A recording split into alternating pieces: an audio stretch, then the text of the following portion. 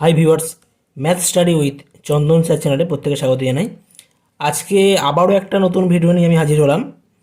তো লাস্ট আমরা ভিডিওতে যেটা করেছিলাম, তোমাদের একাদশ শ্রেণীর এসএনদের বই থেকে সম্ভাবনা তত্ত্ব বা প্রবাবিলিটি থিওরি আমি আলোচনা করেছিলাম।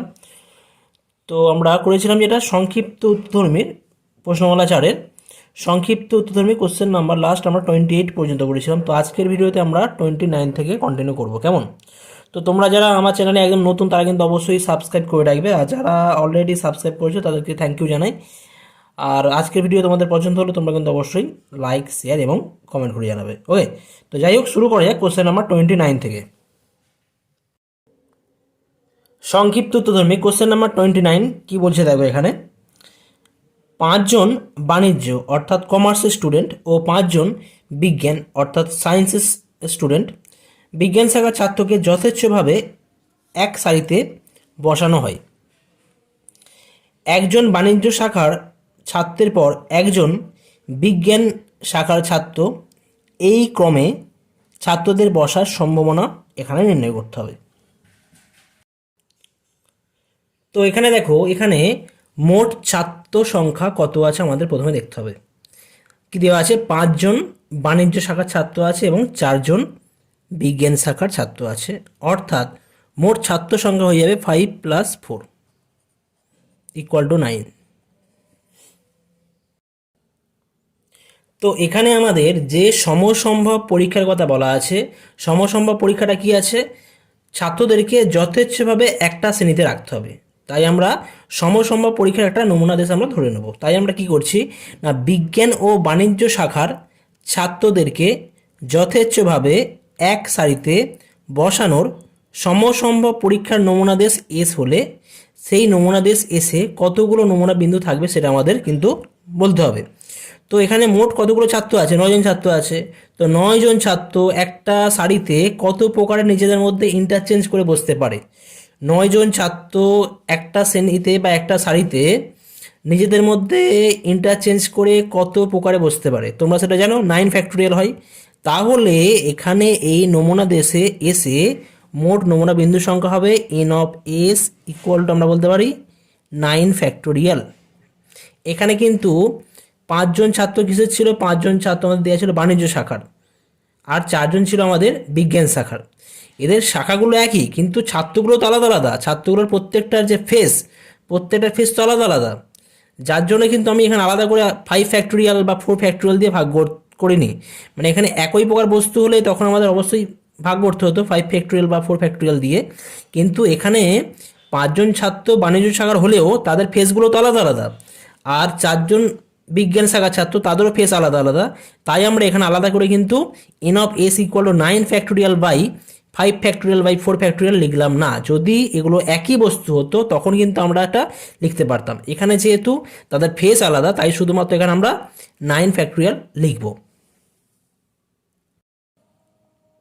বেশ, নেক্সট আমাদের বলা আছে যে একজন বাণিজ্য শাখার ছাত্রের পর একজন বিজ্ঞান শাখার ছাত্র, এই ক্রমে ছাত্রদের বসার সম্ভাবনা নির্ণয় করতে হবে। তো সেই হিসাবে আমরা একটা ঘটনা ধরে নিচ্ছি। ধরি এ দ্বারা একজন বাণিজ্য শাখার ছাত্রের পর একজন বিজ্ঞান শাখার ছাত্র, এই ক্রমে ছাত্রদের বসার ঘটনা সূচিত হয়। এ দ্বারা আমরা এটা ধরে নিলাম, একটা ঘটনা ধরে নিচ্ছি।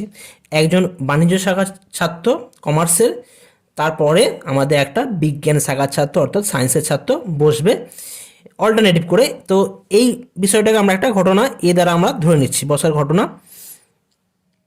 এ দ্বারা সূচিত হচ্ছে। তাহলে আমরা দেখব এখন এই এ ঘটনার অন্তর্ভুক্ত নমুনা বিন্দুর সংখ্যা কত আছে, বা এ ঘটনার যে নমুনা দেশ, সেই নমুনা দেশে কতগুলো নমুনা বিন্দু আছে। তো এখানে n(a) বার করার আগে আমাদের দেখতে হবে প্রথমে কি বলা আছে। এখানে কমার্সের স্টুডেন্ট থাকবে, তাই তো? কমার্স বাণিজ্য শাখার ছাত্র মানে কমার্স প্রথমে থাকছে, তারপরে একটা আমাদের সায়েন্স থাকবে, তারপরে আবার কমার্স, তারপরে আবার সায়েন্স, তারপর কমার্স, কমার্স, কমার্স। কারণ বাণিজ্য শাখার ছাত্র 5 জন ছিল, এই 5 জন বাণিজ্য শাখার ছাত্রকে লিখলাম। আর মাঝখানে আমাদের কি থাকবে? এখানে আমাদের সায়েন্স থাকবে। ওকে, তো এখানে কমার্সের স্থান কতগুলো আছে? 1 2 3 4 5। তো কমার্সের 5 জন স্টুডেন্ট বা বাণিজ্য শাখার 5 জন স্টুডেন্ট 5টা স্থানে কত প্রকারে থাকতে পারে? 5টা স্টুডেন্ট 5টা স্থানে কত প্রকার থাকতে পারে? 5 ফ্যাক্টোরিয়ালভাবে থাকতে পারে। একইভাবে সায়েন্সের কতগুলো স্টুডেন্ট আছে? সায়েন্সের আছে 1 2 3 4। তো সায়েন্সের কিন্তু এখানে 4টে পজিশানে বা 4টি স্থানে 4জন বিজ্ঞান শাখার ছাত্র আছে। তো তারা 4টি স্থানে কত প্রকারে বসতে পারবে? তারা 4 ফ্যাক্টোরিয়ালভাবে বসতে পারবে।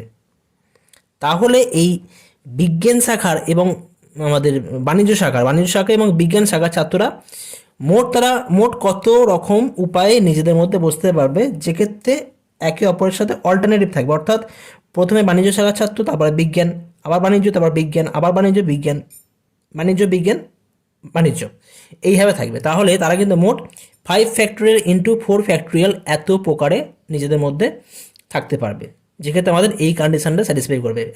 একটার পর একটা অল্টারনেটিভ থাকবে। তাহলে এই জায়গা থেকে আমরা বলতে পারি এন অফ এ কত হবে না 5 ফ্যাক্টোরিয়াল ইন্টু 4 ফ্যাক্টোরিয়াল। ক্লিয়ার হলো তোমাদের কাছে? ওকে, তাহলে এই জায়গা থেকে আমরা এখন তাহলে অ্যান্সার লিখতে পারি। অতএব যে একজন বাণিজ্য শাখার ছাত্রের পর একজন বিজ্ঞান শাখার ছাত্র, এই ক্রমে ছাত্রদের বসার সম্ভাবনা কত হয়ে যাবে? প্রবাবিলিটি অফ এ হবে। তখন probability of A equal to কত হয়ে যাচ্ছে আমাদের এখানে? N of A divide by n of S. N of A আমরা পেয়েছি 5 ফ্যাক্টোরিয়াল ইন্টু 4 ফ্যাক্টোরিয়াল, আর এন অফ এস পাওয়া গেছে কত না 9 ফ্যাক্টোরিয়াল। তো এটা যদি আমরা ক্যালকুলেশন কাটাকুটি করি, ক্যান্সেল করলে এটা এখান থেকে পাওয়া যাবে 5 ফ্যাক্টোরিয়াল থেকে 9 ফ্যাক্টোরিয়াল কাটলে এখান থেকে পাবো 9 ইন্টু 8 ইন্টু 7 ইন্টু 6 পাওয়া যাবে। আর 4 ফ্যাক্টোরিয়াল মানে 24 হয়, এটা 24 কাটলে 848, এখান থেকে জাস্ট 2 পাওয়া যাবে। ওকে, তার মানে আমাদের হয়ে যাচ্ছে 1/7×14 4×36 126। অর্থাৎ আমাদের এখানে অ্যান্সার হয়ে যাচ্ছে 1/126 126 অ্যান্সার হয়ে যাচ্ছে। অর্থাৎ 1/126 নিম্ন প্রবাবিলিটি হবে। নেক্সট আসা যাক কোশ্চেন নাম্বার 30। কোশ্চেন নাম্বার 30 কি বলা আছে? এখানে বলা হচ্ছে যে উদ্দেশ্যহীনভাবে মানে র্যান্ডমলি আর কি 10টি বল 3টি বাক্সে রাখা হয়। উদ্দেশ্যহীনভাবে 10টি বল 3টি বাক্সে রাখা হয়। প্রথম বাক্সে 3টি বল থাকার সম্ভাবনা কত সেটা নির্ণয় করতে হবে। প্রথম বাক্সে 3টি বল থাকার সম্ভাবনা নির্ণয় করতে হবে। তো এখানে আমাদের কোশ্চেনে কি বলা আছে? মোট বল সংখ্যা কতগুলো আছে? মোট বল সংখ্যা বলা আছে 10টি বল আছে, এবং মোট বাক্স সংখ্যা আছে কত না 3টি বাক্স আছে। তো নেক্সট আমাদের অবশ্যই আমাদের নমুনা দেশের দরকার। তো তাই আমরা কি করে নিচ্ছি, ধরি উদ্দেশ্যহীনভাবে 10টি বল থেকে বা 10টি বল 3টি বাক্সে রাখার সমসম্ভব পরীক্ষার নমুনা দেশ আমরা এস ধরে নিচ্ছি। তাহলে এই নমুনা দেশে কতগুলো নমুনা বিন্দু থাকবে তা সেটা আমরা নির্ণয় করব। তো তাহলে নমুনা বিন্দু কত হয়ে যাবে? নমুনা বিন্দুর সংখ্যা এন অফ এস বলতে পারি, এন অফ এস। আচ্ছা, এখানে মোট কতগুলো বাক্স আছে? 3টি বাক্স আছে। ভালো করে বোঝার চেষ্টা করো, 3টি বাক্স দেওয়া রয়েছে। আমার হাতে কতগুলো বল আছে? 10টি বল আছে। তো প্রথম যে বলটা আছে, প্রথম বলটা আমার হাতে রয়েছে, তো প্রথম বলটা আমি নিলাম। সেই বলটা 3টে বাক্সে আমি কত প্রকারে রাখতে পারি? একটা বল 10টা থেকে আমি একটা বল নিয়েছি, প্রথম বলটা নিয়েছি। সেই একটা বল 3টে বাক্সে আমরা কত প্রকারে রাখতে পারি? একটা বল 3টে বাক্সে আইদার আমি এখানে রাখতে পারি, অথবা এখানে রাখতে পারি। অর্থাৎ একটা বলকে আমরা এই 3টি বাক্সের মধ্যে আমরা 3 প্রকারে রাখতে পারি। অর্থাৎ প্রথম বলটা আমরা রাখতে পারবো 3 প্রকারে। দ্বিতীয় বলটা কত প্রকারে রাখতে পারবো সেটাও কিন্তু আমার চয়েস, প্রথম দ্বিতীয় তৃতীয় বাক্সের মধ্যে যে কোনো একটাতে রাখতে পারি। অর্থাৎ দ্বিতীয় যে বলটা আমরা চুজ করবো সেটাও কিন্তু আমরা 3 প্রকারে রাখতে পারবো। তৃতীয় বলটাও আমরা 3 প্রকারে রাখবো, চতুর্থ বলও 3 প্রকারে রাখবো। অর্থাৎ এই যে পুরো ব্যাপারটা বলতে গেলে 10টা বল, তাহলে আমরা 3টে বাক্সে মোট কত প্রকারে রাখতে পারবো? তার জন্য আমরা কি করব, প্রত্যেকটা ঘটনা এখানে কিন্তু গুণ হয়ে যাবে। 3 ইন্টু 3 ইন্টু 3 ইন্টু করে আমাদের 10 টাইমস হবে, 10 বার হবে। তো 10 বার তাহলে হয়ে যাবে 3^10 হয়ে যাবে। এটা কেমন কি বললাম? 10টি বল আমরা 3টি বাক্সে মোট কত প্রকারে তাহলে রাখতে পারছি? 10টি বল আমরা 3টি বাক্সে মোট 3 ইন্টু 3 ইন্টু 3 ইন্টু ডট করে আমরা 10 বার 10 টাইমস নেব 3 করে, ঠিক আছে? তার মানে হয়ে যাবে 3^10 টাইমস, মানে 3^10 প্রকারে কিন্তু আমরা এই 10টা বলকে আমরা ওই 3টে বাক্সে রাখতে পারবো, কারণ প্রত্যেকটা বলকে আমরা 3বার করে রাখতে পারি, প্রথম বলকে 3বার, দ্বিতীয় বলকে 3বার, এইভাবে রাখতে পারি। কেমন? নেক্সট আমাদের কোশ্চেনে বলা আছে যে প্রথম বাক্সে 3টি বল থাকার সম্ভাবনা কত। তো সেই হিসাবে আমরা একটা ঘটনা ধরে নিচ্ছি। ধরি এ দ্বারা প্রথম বাক্সে 3টি বল থাকার ঘটনা সূচিত হয়। তাহলে আমরা এখন দেখব এই এ ঘটনার অন্তর্ভুক্ত নমুনা দেশে কতগুলো নমুনা বিন্দু আছে। তো দেখো এখানে 3টে বলকে আমরা প্রথমে চুজ করছি, 3টে বলকে আমরা মানে 10টা থেকে আমরা 3টে বল চুজ করছি, চয়েস করছি, চয়েস করে সেখান থেকে আমরা এই 3টে বলকে আমরা প্রথম বাক্সে রাখছি। অর্থাৎ এই যে প্রথম যে বাক্স ছিল এই বাক্সে 3টে বল আমরা রাখছি। তো 3টে বল, কোন 3টে বল রাখবো আমরা? প্রথম বাক্সে আমরা 3টে বল রাখবো। কোন 3টে বল রাখবো? ওই 10টা বলের মধ্যে থেকে যে কোনো 3টে বল রাখবো। ঠিক আছে, 10টা বল থেকে যে কোনো 3টে বল আমরা প্রথম বাক্সে রাখবো। তো 10টা বল থেকে যে কোনো 3টে বল আমরা কত প্রকারে সংগ্রহ করতে পারি? 10টা বল থেকে যে কোনো 3টে বল কিন্তু আমরা কম্বিনেশনের নিয়ম 10C3 প্রকারে কিন্তু আমরা নিতে পারি, সিলেক্ট করতে পারি। ঠিক আছে, তাহলে N of A equal two এখানে কত হবে? 10C3 প্রথমে আসবে। আচ্ছা বেশ, এর সাথে ইনটু দিয়ে কী আসবে?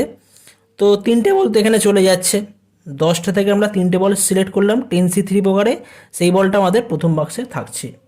বাকি 7টা বল আছে, এখন 7টা বল এই দুটো বাক্সে আমরা কত প্রকারে রাখতে পারি?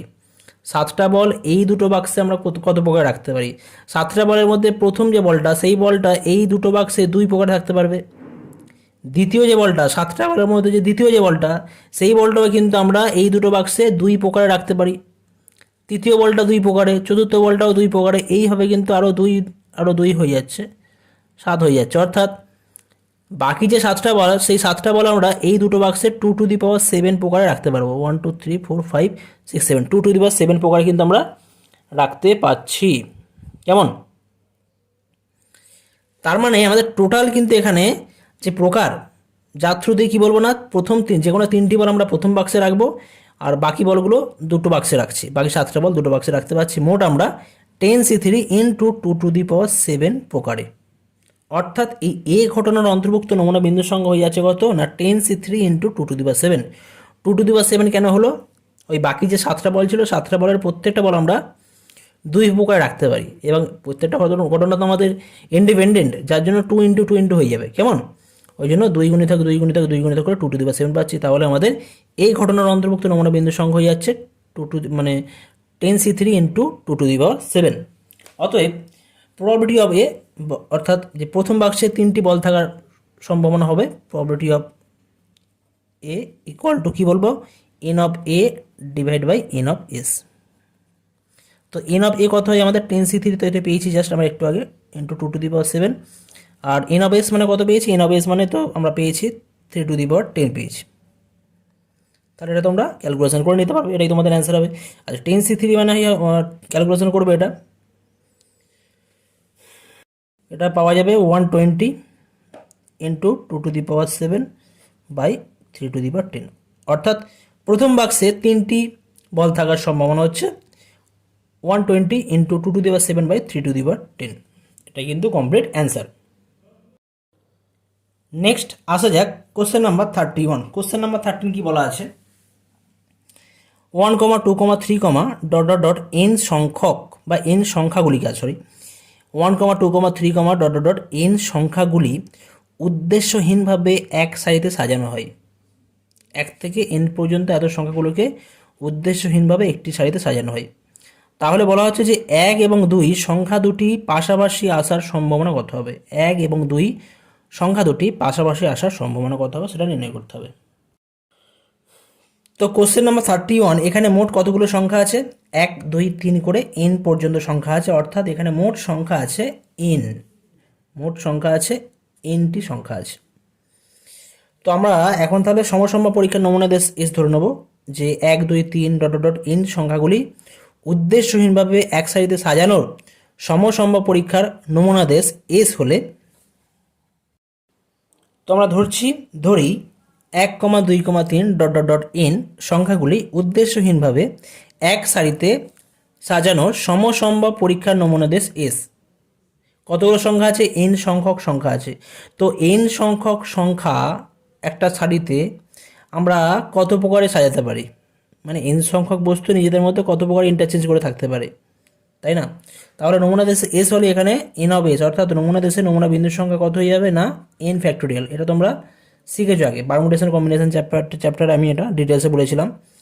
যদি কারো ডাউট থাকে কীভাবে এন ফ্যাক্টোরিয়াল হচ্ছে, তোমরা কিন্তু সেটাও তোমরা তোমাদের পারমুটেশন কম্বিনেশন চ্যাপ্টার থেকে দেখে নিতে পারো, প্লে লিস্টে তোমরা লিঙ্ক পেয়ে যাবে। কেমন? তো যাই হোক, নেক্সট আমাদের বলা আছে যে এখানে 1 ও 2 এই সংখ্যা দুটি পাশাপাশি রাখতে হবে। তো তার জন্য আমাদের একটা ঘটনা চুজ করে নিতে হবে। তো ধরে নিচ্ছি আমরা, ধরি এ দ্বারা 1 এবং 2 সংখ্যা দুটি পাশাপাশি থাকার ঘটনা সূচিত হয় এ দ্বারা। কেমন? আচ্ছা, এখন 1 থেকে n পর্যন্ত মোট সংখ্যা আছে কতগুলো? n সংখ্যক আছে, nটি সংখ্যা আছে, তার মধ্যে 1 ও 2কে পাশাপাশি রাখতে হবে। তো একটা বিষয় তোমরা খেয়াল করো, এখানে আমরা এই ঘটনার অন্তর্ভুক্ত নমুনা দেশের নমুনা বিন্দুর সংখ্যা আমরা নির্ণয় করবো এখন। তো এখন 1 আর 2 এদেরকে যদি আমরা একটা সংখ্যা হিসেবে কাউন্ট করি, বাকি 3, 4, 5 ডট ডট ডট এন এদেরকে আমরা আলাদা আলাদা সংখ্যা হিসেবে কাউন্ট করি। 1 আর 2কে আমরা কী করেছি না, প্রথমে 1কে রেখেছি, তারপর 2কে রেখেছি, এইভাবে একটা পেয়ার করে নিয়েছি, মানে এদেরকে আমরা একটা সংখ্যা কাউন্ট করছি, এটাকে একটা সংখ্যা কাউন্ট করছি, এটাকে একটা সংখ্যা কাউন্ট করছি। তো এইভাবে প্রথমত এন সংখ্যক সংখ্যা ছিল, তো এখন যেহেতু আমরা 1 আর 2কে একসাথে একটা সংখ্যা কাউন্ট করছি, তাহলে কিন্তু এখন আর এন সংখ্যক সংখ্যা নেই, এখন কিন্তু n-1 সংখ্যক সংখ্যা আছে, তাই না? তো যদি আমরা 1 ও 2কে আমরা একসাথে একটা সংখ্যা হিসেবে কাউন্ট করে নিই, তাহলে আর বাকি সংখ্যাগুলোকে আমরা আলাদা আলাদা সংখ্যা হিসেবে ট্রিট করি, তাহলে মোট সংখ্যা কতগুলো হবে? এখানে n-1 সংখ্যক সংখ্যা হবে। তাহলে সেক্ষেত্রে এই n-1 সংখ্যক সংখ্যা নিজেদের মধ্যে কত প্রকারে থাকতে পারবে? n-1 সংখ্যক সংখ্যা নিজেদের মধ্যে আমরা জানি n-1 ফ্যাক্টোরিয়াল আকারে থাকতে পারবে, ঠিক আছে? আচ্ছা, এটা তো একটা গেল, ঠিক আছে, কিন্তু এটা 1 আর 2 কী ছিল না, প্রথমে 1 তারপর 2 ছিল, এটা তো এমন হতে পারতো প্রথমে 2 তারপরে 1, তাই না? এটা 1 আর 2 এর জন্য আমরা n-1 ফ্যাক্টোরিয়াল পেয়েছি। আবার যদি প্রথমে 2 থাকে আর তারপরে 1 থাকে, তার জন্য কিন্তু আমরা একটা আলাদা করে আবার n-1 ফ্যাক্টোরিয়াল পাবো, তাই না? তার প্লাস n-1 ফ্যাক্টোরিয়াল, তাহলে মোট কতগুলো হয়ে যাচ্ছে? 2 ইন্টু n-1 ফ্যাক্টোরিয়াল আকারে থাকছে। অর্থাৎ 1 এবং 2 সংখ্যা দুটি পাশাপাশি রেখে বাকি সংখ্যাগুলোকে আমরা, মানে 1 ও 2কে পাশাপাশি রাখার সাথে বাকি যে সংখ্যাগুলো আছে সেগুলোকে আমরা আলাদা আলাদা রাখছি। তো সেক্ষেত্রে মোট আমাদের নমুনা বিন্দুর সংখ্যা কত হয়ে যাবে? 2 ইন্টু n-1 ফ্যাক্টোরিয়াল। এটাকে আমরা n-1 ফ্যাক্টোরিয়াল করতে পারতাম, আবার দুটো সংখ্যাকে আমাদের জন্য আমাদের নিজেদের মধ্যে 2 ফ্যাক্টোরিয়াল রূপে নিজেদের মধ্যে বিন্যাস করতে পারে, সেটা আমরা করতে পারতাম। তো যাই হোক, এখানে আমাদের n অফ a কত হয়ে যাবে? তাহলে n অফ a হয়ে যাচ্ছে 2 ইন্টু, তোমরা লিখতে পারো n-1 ফ্যাক্টোরিয়াল ইন্টু, বইয়ের সুবিধার জন্য আমি করছি 2 ফ্যাক্টোরিয়াল, কারণ দুটো বস্তু নিজেদের মধ্যে ইন্টারচেঞ্জ করতে পারে 2 ফ্যাক্টোরিয়াল, আর তা সেটা মানেই 2 হয় অ্যাকচুয়ালি, এটা মানে হচ্ছে আমাদের 2 ফ্যাক্টোরিয়াল মানে 2 ইন্টু n-1 ফ্যাক্টোরিয়াল। 2 ফ্যাক্টোরিয়াল কেন করা হলো? দুটো বস্তু নিজেদের মধ্যে 2 ফ্যাক্টোরিয়াল আকারে নিজেদের মধ্যে ইন্টারচেঞ্জ করে থাকতে পারে। দুটো বস্তু এখানে 1 আর 2, প্রথমে 1 থাকবে, তারপর 2 থাকবে, তারপরে অথবা হতে পারে 2 তারপর 1 থাকবে, এরকম হতে পারে। তো যাই হোক, তাহলে এখন নির্ণয় প্রবাবিলিটি, অর্থাৎ 1 ও 2 সংখ্যা দুটি পাশাপাশি থাকার সম্ভাবনা কত হবে? Probability of A equal to হয়ে যাবে আমাদের n of A divide by n of S. n of A কত আছে? 2 ইন্টু n-1 ফ্যাক্টোরিয়াল, আর n অফ এস আছে n ফ্যাক্টোরিয়াল। তো এটা জানি আমরা 2 into n-1 factorial as it is থাকবে যেমন আছে, আর n ফ্যাক্টোরিয়াল মানে হয় আমাদের n ইন্টু n-1 ফ্যাক্টোরিয়াল। তাহলে এই টার্মগুলো ক্যান্সেল হয়ে যাচ্ছে, কত হয়ে যাচ্ছে? 2/n। অর্থাৎ 1 এবং 2 সংখ্যা দুটি পাশাপাশি রেখেও বাকি সংখ্যাগুলোকে আমরা যে রাখবো, সেক্ষেত্রে তাদের সম্ভাবনা হয়ে যাবে আমাদের 2/n। নেক্সট আসছে কোশ্চেন নাম্বার 32। এখানে দেওয়া আছে প্রবাবিলিটি অফ এ দেওয়া আছে 1/3, প্রবাবিলিটি অফ বি দেওয়া আছে 1/2, probability of A intersection B দেওয়া আছে 1/4। যদি হয় তাহলে probability of B complement, probability of A intersection B complement, probability of A union B, probability of A complement intersection B complement এবং probability of A union B complement, এইগুলো আমাদের নির্ণয় করতে হবে। তো এইগুলো নির্ণয় করা ভেরি সিম্পল ব্যাপার, তোমরা অনেকে নির্ণয় করতে পারবে। তো যদি তোমাদের সেটের কনসেপ্ট থাকে, সেটের যে কনসেপ্ট রয়েছে, দুটো সেটের যোগ বিয়োগ বা ডিফারেন্স যেটা থাকে বা ইউনিয়ন বা ডিফারেন্স যেগুলো থাকে, সেগুলো যদি তোমাদের কনসেপ্ট থাকে, খুবই ইজি, ঠিক আছে। তো দেখো, দুটো সেট এ ও বি এর ক্ষেত্রে আমি এটা আগেও বলেছিলাম, আবারও বলছি, দুটো সেট যদি এ ও বি হয়, তাদের মধ্যে যে মিডল পোর্শন, এটাকে বলা হয়, কি বলা হয়, এ ইন্টারসেকশন বি বলা হয়, ঠিক আছে। আচ্ছা, এই যে পোর্শনটা থাকে, এইখান থেকে এই পোর্শনটা, এই পোর্শনে ডট ডট দিচ্ছি, আমি জাস্ট ডট ডট চিহ্ন দিয়ে রাখছি। এই পোর্শনটাকে বলা হয় এ ইন্টারসেকশন বি কমপ্লিমেন্ট, ঠিক আছে। আর এই পোর্শনটাকে বলা হয়, জাস্ট ড্যাশ দিয়ে রাখছি, এই জায়গা থেকে এই পোর্শনটা, এই পোর্শনটাকে বলা হয় বি ইন্টারসেকশন এ কমপ্লিমেন্ট। আর এখন এই যে তিনটে যে অঞ্চল আছে, তিনটে যে রিজিয়ন আছে বা তিনটে যে সেট আছে, এ ও বি এর মধ্যে আমি তিনটে সেট আলাদা আলাদা আমি ভাগ করেছি, A intersection B complement, A intersection B এবং বি ইন্টারসেকশন এ কমপ্লিমেন্ট। এরা কিন্তু একে অপরের সাথে কিন্তু পৃথক, ঠিক আছে, মিউচুয়ালি এক্সক্লুসিভ ইভেন্ট বলতে পারি, বা মিউচুয়ালি এক্সক্লুসিভ সেট হতে পারে। প্রবাবিলিটির ক্ষেত্রে মিউচুয়ালি এক্সক্লুসিভ আমরা ইভেন্ট বলবো বা ঘটনা বলবো, ঠিক আছে। তো সেগুলো আমরা ইউজ করবো এখানে। তো যাই হোক, প্রথম কোশ্চেন যেটা প্রবাবিলিটি অফ বি কমপ্লিমেন্ট, এটা তো very simple, probability of B complement equal to 1 minus probability of B হবে ইকুয়াল টু 1 মাইনাস হাফ, তাহলে এর অ্যান্সার হয়ে যাচ্ছে 1/2। Next, probability of A intersection B complement, probability of A intersection B complement equal to probability of A intersection B complement মানে কি, probability of এ থেকে যদি probability of এ, ওটা এ থেকে যদি আমরা এই ইন্টারসেকশনটা বাদ দিই, তাহলে এই পোর্শনটা পড়ে থাকবে। অর্থাৎ কী লিখবো, probability of A minus probability of A intersection B, তাই না। Probability of A intersection B complement equal to এই প্রবাবিলিটি অফ এ টোটাল যেটা প্রবাবিলিটি আছে, সেখান থেকে যদি আমরা এই ইন্টারসেকশনটা বাদ দিই, তাহলে আমাদের probability of A intersection B complement পড়ে থাকবে। এটা কেন করতে পারছি, যেহেতু এটা মিউচুয়ালি এক্সক্লুসিভ ইভেন্ট, তাই আমরা এটা করতে পারলাম। তো প্রবাবিলিটি অফ এ কত দেওয়া রয়েছে আমাদের, 1/3 আছে, আর probability of A intersection B complement আছে -1/4, তাহলে এটা 4 3 12, 4 - 3 equal to 1/12। Next, probability of A union B, এটা তো আমাদের সমষ্টি বিষয়ক যে উপপাদ্য আছে, তার যে জেনারেল পার্ট থেকে বলতে পারি, probability of A union B equal to, তোমরা জানো এটা, probability of A plus probability of B minus probability of A intersection B. তো প্রত্যেকটা ভ্যালু দেওয়া রয়েছে, ভ্যালুটা তোমরা বসে ক্যালকুলেশন করতে পারবে, 1/3 প্লাস 1/2 মাইনাস 1/4, তাহলে এখান থেকে পাওয়া যাবে 4 3 12 হবে লসাগু, 3 4 2 6 -3, 4 2 6 -3, 3/12 অর্থাৎ 1/4। সরি, এখানে 2 দিয়ে আমরা যদি করি 2 6 12 হবে, তাহলে এটা 6 হবে, 4 6 10 -3 করলে 7, 7/12, অর্থাৎ probability of A union B equal to 7/12। Next যেটা আছে, probability of A complement intersection B complement equal to, আমরা বলতে পারি probability of A union B এত এর হোল কমপ্লিমেন্ট, ঠিক আছে। এটা মানে কি হয়, equal to 1 minus probability of A union B, তার মানে হয়ে যাবে এটা 1 minus probability of A union B মানে 7/12 হয়, তাহলে এটা হয়ে যাচ্ছে 5/12। নেক্সট আমাদের আছে probability of A union B complement, probability of A union B complement, এটাকে আমরা কি লিখতে পারি, probability of A complement intersection B এত এর হোল কমপ্লিমেন্ট, এইভাবে কিন্তু আমরা লিখতে পারি, ঠিক আছে। তো এটা আমরা কি করে বললাম, ডি মর্গ্যানের সূত্রের সাহায্যে, তোমাদের সেট তত্ত্বের ডি মর্গ্যানের সূত্র আছে, সেই সূত্রের সাহায্যে কিন্তু আমরা এটা করতে পারি।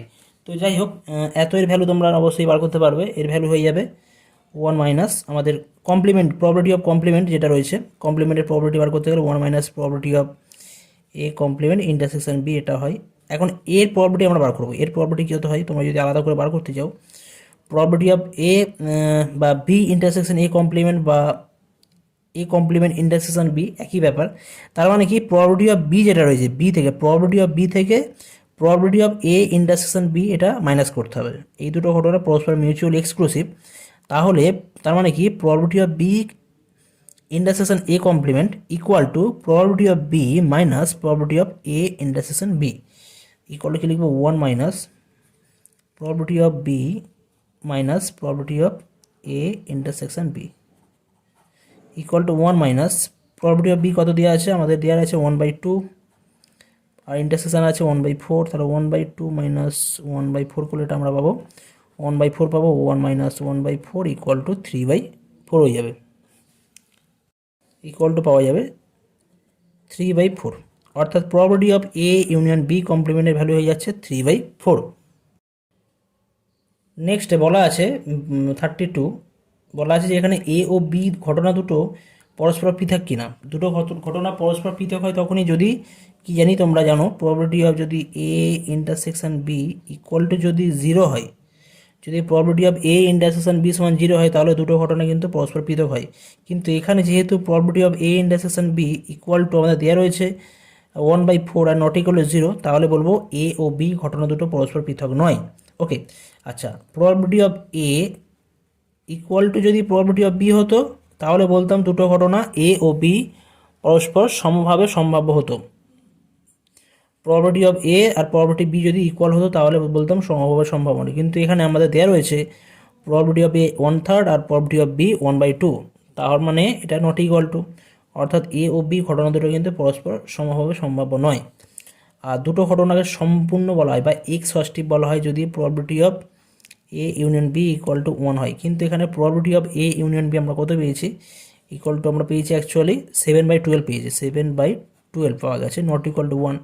তাহলে আমরা বলবো যে এ ও বি ঘটনা দুটো পরস্পর সম্পূর্ণ ঘটনা নয়। নেক্সট কোশ্চেন নাম্বার 33 যেটা রয়েছে এখানে,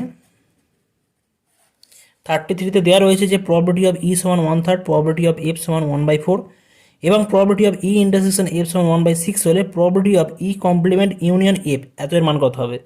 তো এটা তোমরা নিজেরা করবে, আমি জাস্ট একটা ক্লু দিয়ে রাখছি এখানে তোমাদের। Probability of E complement union F equal to আমরা লিখতে পারি probability of E intersection F complement এত এর হোল কমপ্লিমেন্ট ইকুয়াল টু কত হয়ে যাবে, equal to 1 minus probability of E intersection F complement. Okay, তো এই জায়গা থেকে তোমরা আগের মতনই আমি কোশ্চেন নাম্বার 32 যে করেছিলাম, সেখানে কিন্তু আমরা probability of A intersection B complement বার করতে পেরেছিলাম। তো ঠিক একইভাবে তোমরা এখান থেকে probability of A intersection F complement বার করবে, আর সেটা বার করার পর 1 থেকে মাইনাস করলে কিন্তু তোমাদের এই অ্যান্সার পেয়ে যাবে। ঠিক আছে, তো এটা তোমাদের জন্য আমি হোমওয়ার্ক রাখলাম, তোমরা নিজেরা করো, করে আমাকে কমেন্ট করে জানাও তোমাদের অ্যান্সার কত আসছে, কেমন। তো যাই হোক, আজকের ভিডিওতে আমি এই পর্যন্তই করলাম। তোমাদের পরবর্তী ভিডিওতে কোশ্চেন নাম্বার 34 থেকে আবার কন্টিনিউ করা হবে। ওকে, তো আজকের ভিডিও তোমাদের পছন্দ, তোমরা কিন্তু অবশ্যই লাইক করতে থাকো, কেমন। ওকে, থ্যাংক ইউ সো মাচ।